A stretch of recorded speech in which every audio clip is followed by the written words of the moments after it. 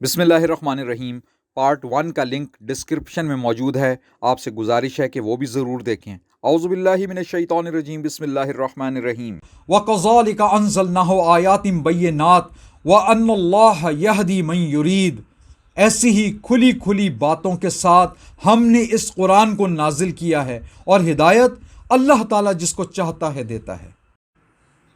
اب آگے مفتی صاحب کہتے ہیں کہ میں کہتا ہوں مرزا صاحب، اگر یہی اعتراض اگر کافر آپ پر کرے کہ اللہ تبارک و تعالیٰ کیا مددگار ہے، آپ کا عقیدہ ہے کہ جی بالکل اللہ تعالیٰ مددگار ہے، کیا ہر حالت میں اللہ تعالیٰ مدد کر سکتا ہے؟ جی ہر حالت میں مدد کر سکتا ہے۔ ہر وقت اللہ تعالیٰ مدد کر سکتا ہے؟ جی ہر وقت مدد کر سکتا ہے۔ جس کی چاہے مدد کر سکتا ہے؟ جی بالکل جس کی چاہے مدد کر سکتا ہے۔ تو پھر ایسا کرتے ہیں، یہ جو قریبی دریا ہے آپ کا، اس کے اندر آپ کو پکڑ کے ہم ہوتے دیتے ہیں، آپ اب اللہ کو پکارے مدد کے لیے۔ اب اگر اللہ کی مدد نہ آئی تو اس کا مطلب یہ ہوگا کہ اللہ تعالیٰ مددگار ہی نہیں ہے۔ تو وہاں پر جو آپ کا جواب ہوگا، یہاں پر ہمارا بھی وہی جواب ہے۔ اس موقع پر یعنی کہ جب کوئی غوطے دیا جا رہا ہو تو جو جواب ہمارا ہوگا وہی مفتی صاحب آپ کا بھی ہوگا۔ تو مفتی صاحب ہمارا تو جواب یہ ہوگا کہ اللہ پاک تو زبردست حکمت والا ہے، اور اس کی مدد کے فیصلے بھی اس کی اس زبردست حکمت کے مطابق ہی ہوا کرتے ہیں۔ تو کیا آپ بھی یہ دعویٰ کریں گے کہ فوت شدہ ولی بھی اللہ کی طرح زبردست حکمت والا ہے اور اس کے بھی فیصلے وہ حکمت کے مطابق ہوتے ہیں؟ استغفر اللہ، یعنی کہ آپ اللہ پاک کی حکمت کا مقابلہ کسی بندے کی حکمت سے کریں گے، یعنی ولم یکن لہ کفوا احد کی مخالفت میں آپ یہ بات کرتے ہیں۔ کیا یہ شرک نہیں ہے؟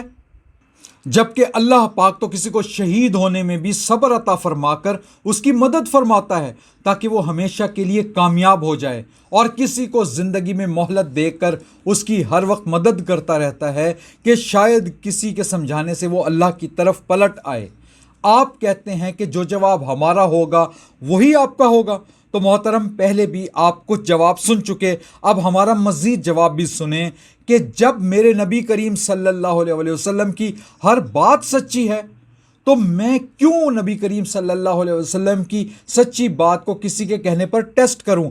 میرے پاس تو یہ سند موجود ہے۔ اگر آپ کے پاس کوئی ایسی سند موجود ہے جس سے آپ یہ ثابت کر سکیں کہ فوت شدہ بزرگ بھی نعوذ باللہ ثم نعوذ باللہ اللہ پاک کی طرح اپنی حکمت کے ساتھ فیصلہ کر کے کسی کو غرق کرتا یا تیراتا ہے، تو آپ اس قرآن کے مقابلے پر کوئی آیت لے آئیں جو اللہ نے اس قرآن میں فرما دیا۔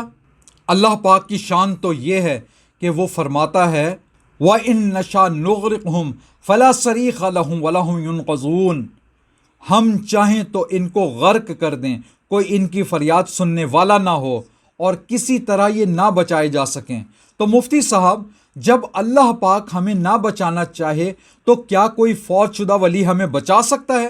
اگر بچا سکتا ہے تو اس کی سند لے کر آئیں، اگر نہیں بچا سکتا تو ان فوت شدہ کو پکارنے کا کیا فائدہ؟ پہلے تو ان کو سنانے کے لیے بھی ہمیں اللہ پاک سے ہی درخواست کرنی پڑے گی کہ اے اللہ، جلدی سے اس ولی کو میری بات یا میری پکار سنا دے تاکہ میں جلدی سے اس کو بچانے کے لیے وہ آ جائے، کیونکہ اوکھے ویلے بابے کا مان دینے۔ استغفر اللہ۔ جب ہمارا یقین ہے کہ موت اور زندگی صرف اور صرف اللہ تعالیٰ کے ہاتھ میں ہے، اور جب اللہ تعالیٰ نے کسی کی موت کا فیصلہ کر دیا ہو اور وہ شخص ڈوبتے ہوئے آپ لوگوں کی تعلیمات کی وجہ سے اپنی عادت کے مطابق یا غوث اعظم مدد کہتے ہوئے ڈوب کر مر جاتا ہے، تو یاد رکھیں کہ وہ شرک کی حالت میں مر گیا، اور شرک کی کبھی معافی نہیں ہے۔ یہ قرآن کا فیصلہ ہے۔ افحسب الذین کفروا ان یتخذوا عبادی من دونی اولیاء انا اعتدنا جہنم للکافرین نزلا۔ تو کیا یہ لوگ جنہوں نے کفر اختیار کیا ہے یہ خیال رکھتے ہیں کہ مجھے چھوڑ کر، یعنی اللہ کو چھوڑ کر، میرے بندوں کو اپنا کارساز بنا لیں گے؟ ہم نے ایسے کافروں کی ضیافت کے لیے جہنم تیار کر رکھی ہے۔ یاد رکھیں کہ اللہ پاک فرما رہا ہے کہ ایسے کافروں کے لیے ہم نے جہنم تیار کر رکھی ہے، اور یہ بھی آپ کے ذہن میں ہونا چاہیے کہ مشرک ہمیشہ اس جہنم میں رہیں گے۔ قرآن کی نصیحت مان کر اپنے آپ کو اس شرک سے بچا لیں، ان مفتیوں کو چھوڑ دیں جو آپ کو اللہ کے بندوں سے مانگنے پر لگاتے رہتے ہیں۔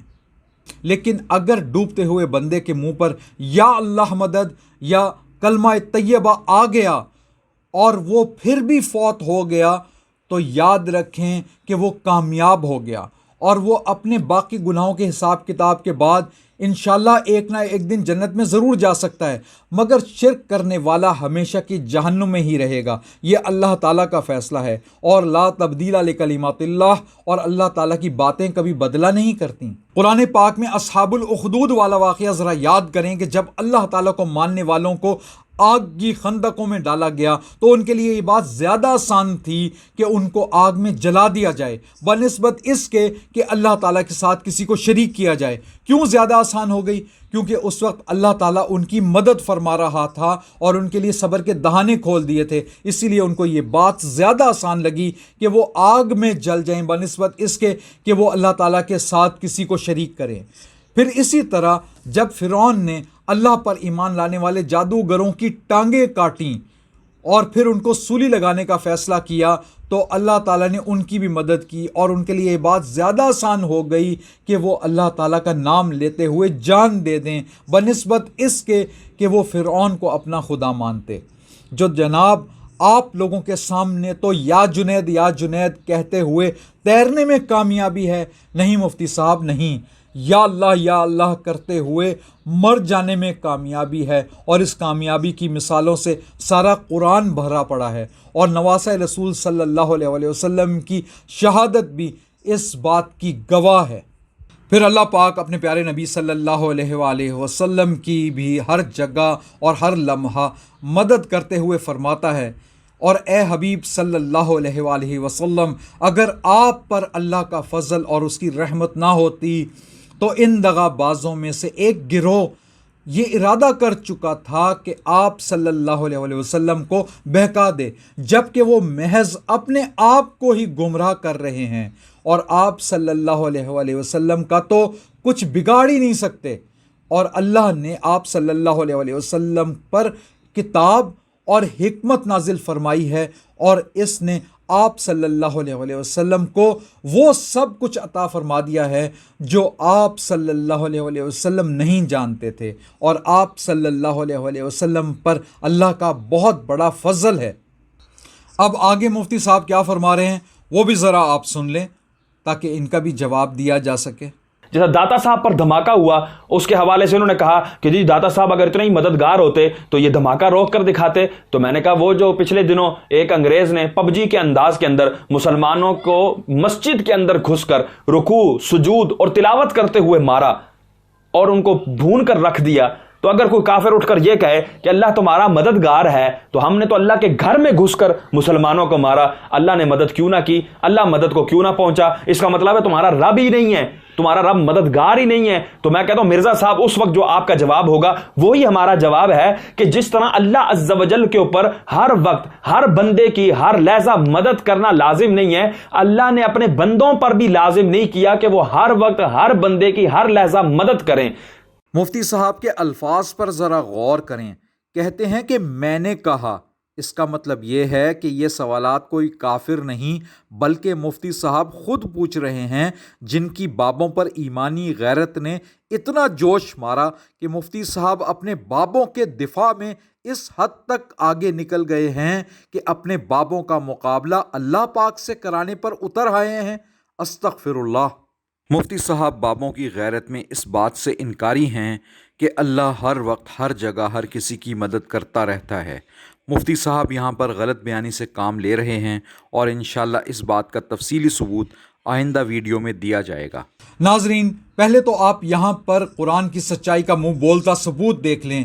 قرآن فرماتا ہے نا کہ اور ایسے لوگ بھی ہیں جنہوں نے اللہ کے سوا اور شریک بنا رکھے ہیں جن سے یہ ایسی محبت کرتے ہیں جیسے کہ اللہ تعالیٰ سے رکھنی چاہیے۔ یہ لوگ اپنے بابوں کی محبت میں اس قدر اندھے ہو چکے ہیں کہ اللہ کے بندوں کو اللہ کے مقابل لا کر کھڑا کر دیا۔ افسوس مفتی صاحب، یہ کافر نہیں بلکہ آپ پوچھ رہے ہیں، اور یہاں پر بھی ہمارا جواب انشاءاللہ وہ نہیں ہوگا جو آپ سمجھ کر بیٹھے ہوئے ہیں اور لوگوں کو سمجھانے کی کوشش کر رہے ہیں کہ اگر آپ کے بابوں نے دھماکے نہیں روکے تو ہمارے رب نے کون سے مسجدوں میں دھماکے روک لیے، اور ہمارے مسلمان بھائیوں کو بھی تو اللہ کی مسجدوں میں گھس کر گولیاں ماری گئیں، تو اس وقت ہمارا رب مدد کو کیوں نہیں پہنچا؟ استغفر اللہ۔ یہ وہ الزامات ہیں جو مفتی صاحب اللہ پاک پر لگا رہے نعوذ باللہ، اور جس وجہ سے مفتی صاحب اللہ کو اور بابوں کو برابر ثابت کرنے کی کوشش کر کے فوت شدہ ولیوں سے مدد مانگنے کے لیے دعوت دے رہے ہیں۔ تو مفتی صاحب ذرا غور سے سنیں۔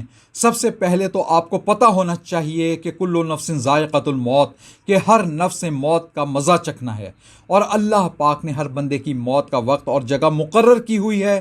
موت اس وقت سے اور اس جگہ سے ایک لمحہ بھی آگے پیچھے نہیں ہو سکتی۔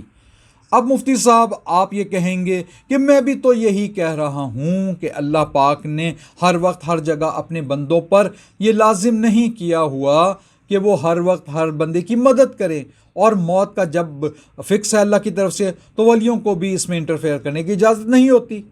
تو جناب مفتی صاحب، جب اس ولی نے اللہ کے منع کرنے پر آپ کی مدد نہیں کرنی تو اس کو پکارنے کا کیا فائدہ؟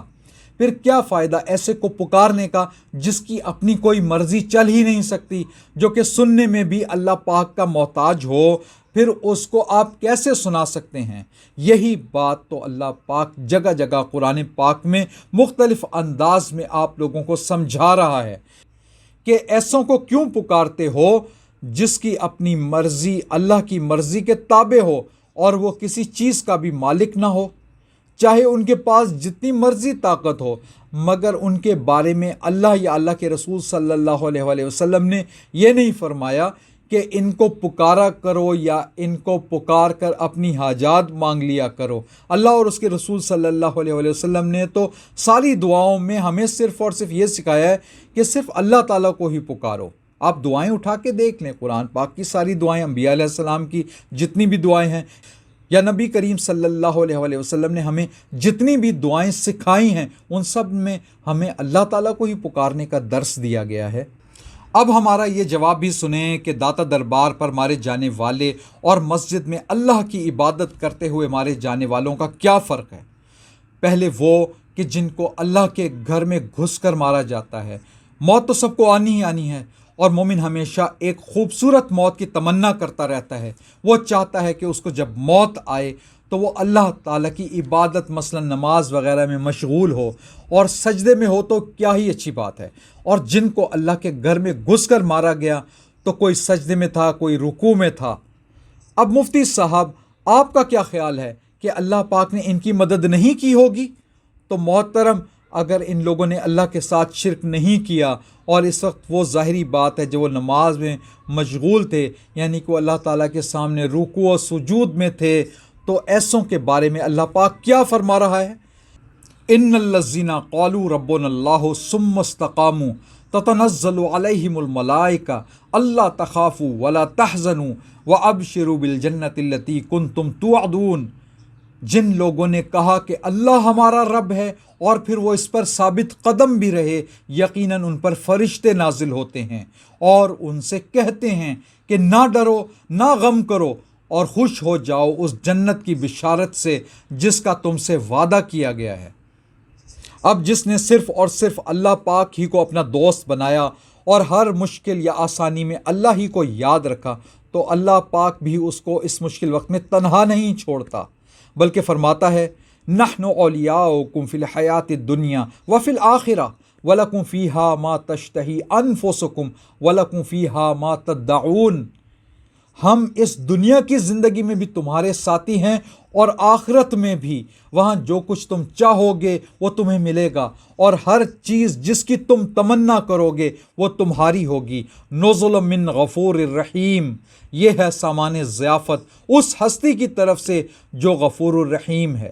پھر ایسے لوگوں کو مرتے وقت انشاءاللہ اللہ کی طرف سے یہ آواز آئی ہوگی کہ یا ایتھا النفس المطمئنہ ارجعی الی ربک راضیۃ مرضیہ فادخلی فی عبادی وادخلی جنتی۔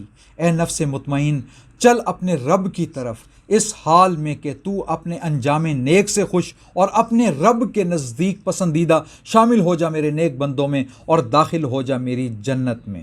تو محترم مفتی صاحب، آپ پوچھتے ہیں کہ کیا اللہ ہر حالت میں مدد کرتا ہے، تو دیکھ لیں کہ موت کے وقت بھی اللہ تعالیٰ ان کی مدد کرتا ہے جو اللہ پر پورا ایمان رکھتے ہیں۔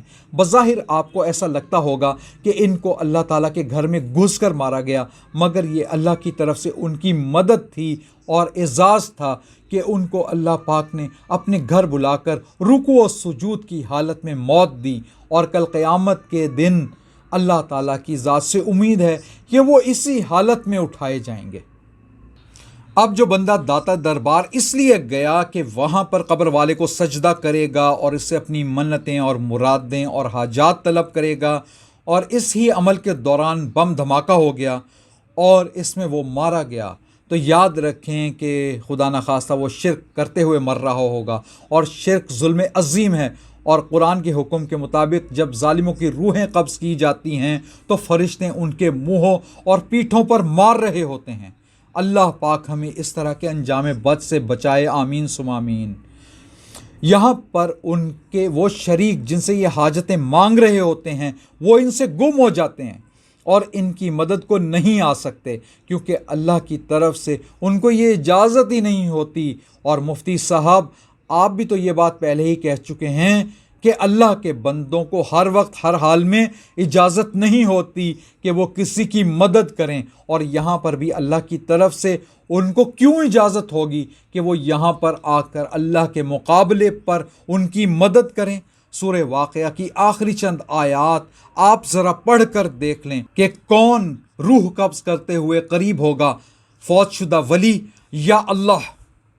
اللہ پاک فرماتا ہے، اعوذ باللہ من الشیطان الرجیم، بسم اللہ الرحمن الرحیم، فلولا اذا بلغت الحلقوم، تو جب مرنے والے کی جان حلق تک پہنچ چکی ہوتی ہے، وانتم حینئذ تنظرون، اور تم آنکھوں سے دیکھ رہے ہوتے ہو کہ وہ مر رہا ہے، وَنَحْنُ أَقْرَبُ إِلَيْهِ مِنْكُمْ وَلَكِنْ لَا تُبْصِرُونَ، اس وقت تمہاری بنسبت ہم اس کے زیادہ قریب ہوتے ہیں مگر تم کو نظر نہیں آتے۔